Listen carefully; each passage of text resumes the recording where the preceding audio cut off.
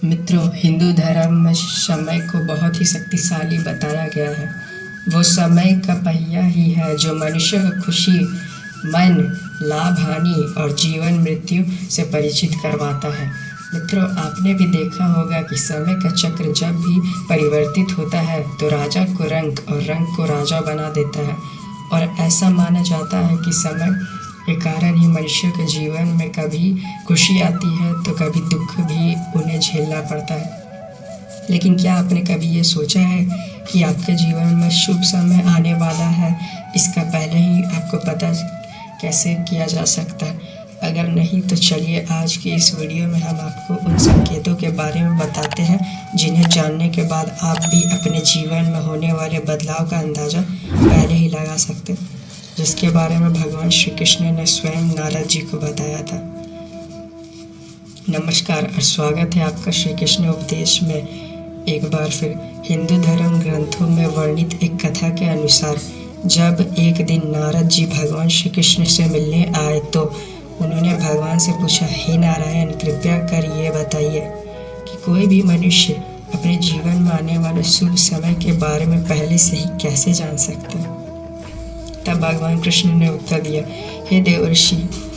मैं स्वयं मनुष्य को समय परिवर्तित होने से पहले ही कुछ संकेत पशु पक्षियों, छोटे बच्चों और अपने भक्तों द्वारा पहुंचाता हूँ, जिन्हें ज्ञानी मनुष्य तो समझ लेते हैं लेकिन अज्ञानी मनुष्य उन्हें भाप नहीं पाते। हे देवर्षि, इन संकेतों में से सबसे पहला संकेत है कि जब किसी मनुष्य की आंखें ब्रह्म मुहूर्त में अक्सर खुलने लगती है और उसे ईश्वर का स्मरण सर्वथा ही होने लगता है, या फिर मनुष्य को ऐसा प्रतीत होने लगता है कि उन्हें कोई और किसी दिशा की ओर ले जा रहा है, तब ऐसे मनुष्य को ये समझ लेना चाहिए कि आने वाले समय में उनके भाग्य का द्वार खुलने वाला है और उन्हें कामयाबी की नई राह मिलने वाली है। ऐसे समय में मैं स्वयं मनुष्यों की सहायता करता हूँ। तो मित्रों, अगर आपकी भी आंखें ब्रह्म मुहूर्त में खुलने लगी हो और आपने अपने जीवन में ऐसा बदलाव महसूस किया हो तो नीचे कमेंट करके अवश्य बताएं। इसके बाद श्री कृष्ण दूसरे संकेत के बारे में बताते हुए नारद जी से कहते हैं, हे ब्रह्मपुत्र, जब कोई मनुष्य प्रसन्न रहने लगता है या फिर उसके चेहरे पर हर वक्त मुस्कान दिखाई दे, अर्थात वो मुस्कान से भरा हुआ रहता हो, और ऐसा मनुष्य जब अपने क्रोध पर विजय प्राप्त कर लेता है तो उसे समझ लेना चाहिए कि उसके जीवन में अब खुशियों की बारिश होने वाली है। ऐसा मनुष्य जब किसी चीज़ के बारे में सोचता है तो उसे उम्मीद से भी ज़्यादा मिलता है। मित्रों, आपने भी सुना होगा कि प्रशंसित मनुष्यों के मन में ईश्वर स्वयं वास करते हैं, और ऐसे में जब मनुष्य का मन प्रसन्न रहने लगे तो उसे समझ लेना चाहिए कि उसके जीवन में अच्छे समय का आगमन होने वाला है। इसके आगे भगवान श्री कृष्ण तीसरे संकेत के बारे में बताते हुए कहते हैं कि जब किसी मनुष्य के द्वार पर गौ अर्थात गाय बार बार खाने को आए, या फिर बंदर उसके घर की चीज़ों को अपने आप उठाकर ले जाने लगे, या फिर उसके घर के प्रांगण में बिल्ली बच्चों को जन्म दे, या फिर पक्षी उसके घर में आकर अपने बसेरा बनाए और चहकने लगे, तो मनुष्य को समझ जाना चाहिए कि आने वाला समय उसको पहले से और ज़्यादा शक्तिशाली बनाने वाला है और वह अपने जीवन में नई नई ऊंचाइयों को छूने वाला है। इसके बाद चौथे संकेत के बारे में बताते हुए भगवान कृष्ण कहते हैं, जब किसी मनुष्य के घर पर छोटे बच्चे बिना बुलाए बार बार आकर खेलने लगे या फिर उन्हें देखकर बार बार मुस्कुराए, तो ऐसे में उस मनुष्य को भी समझ जाना चाहिए कि उनका आने वाला समय खुशियों से भरा होने वाला है और नए रिश्ते उनमें जुड़ने वाले हैं। मित्रों, आपने भी बड़े बुजुर्गों को ये कहते जरूर सुना होगा कि छोटे बच्चे ईश्वर का रूप होते हैं और वे हमेशा आपके लिए शुभ ही होते हैं। इसके बारे में आप स्वयं क्या सोचते हैं, ये भी नीचे कमेंट्स में लिखें। पांचवें संकेत के बारे में भगवान कृष्ण बताते हैं कि जब मनुष्य के खर्चे में कभी कमी आने लगे और धन प्राप्त करने के नए नए स्रोत अपने आप दिखाई देने लगे, ऐसे में उस मनुष्य को यह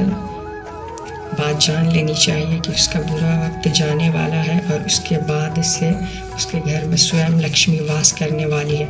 ऐसे में उस मनुष्य को सारी परेशानियों से छुटकारा मिलने वाला है और धन उसके घर में ठहरने वाला है जो पहले नहीं ठहरता था। फिर भगवान कृष्ण आगे बताते हैं कि जो अगला संकेत मैं मनुष्य को भेजता हूँ जिससे वह जान सके कि उनका शुभ समय शुरू होने वाला है, वह ये है कि जब भी कोई मनुष्य पूजा की थाली लिए हुए भगवान की आरती कर रहा हो और उसे ऐसा प्रतीत हो कि उसे देखकर भगवान की मूरत मुस्कुरा रही है, या फिर बड़े दिनों के बाद उसके घर में अतिथियों का आगमन हुआ हो,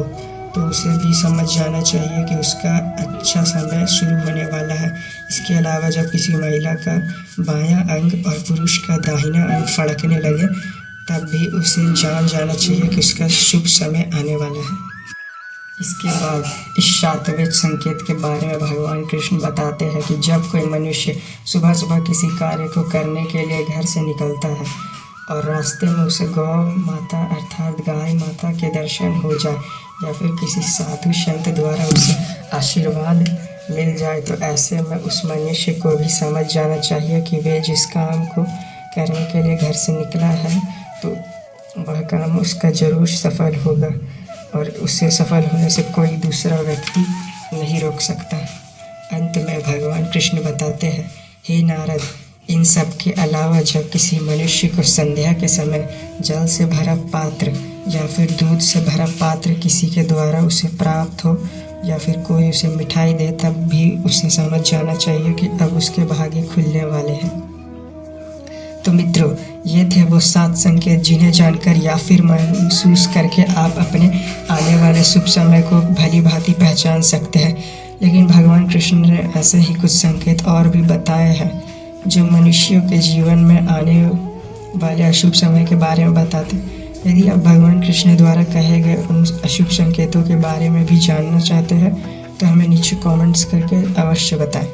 खैर, आज की हमारी ये प्रस्तुति आपको कैसी लगी ये भी नीचे कमेंट करके अवश्य लिखें।